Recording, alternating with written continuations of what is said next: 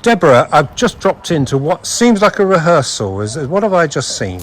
So some of the dancers who've performed with Ballet Folk a few times basically got back together today for the first time in about 12 months. We premiered a work last year called The Rhythms of Migration at Folk East Festival, and we've just been sort of reconstructing some of the repertoire. So you saw snippets of rehearsal into performance mode. So they're in their costumes that they wore last year, so that's part of our repertoire.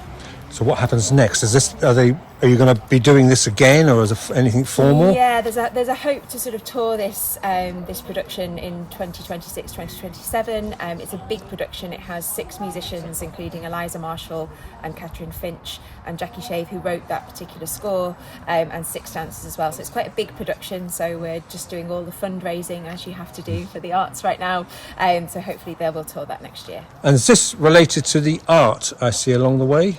Yes, so in the exhibition space is like an anthology of all of the work that we've done with Ballet Folk over the past 6 years, from our first production, which is The Sisters of Elva Hill, and then we get a little bit of films that we've created with Martin Simpson, Sky Dancers, which is where the title of the exhibition comes from, and this is another one of those works. Some of the pictures I've seen are something done up in Scotland. What was that? Yeah, so we made a beautiful duet with Anna Esselmont and Melissa Braithwaite, and we premiered that in New York at the Counterpoint platform in Brooklyn.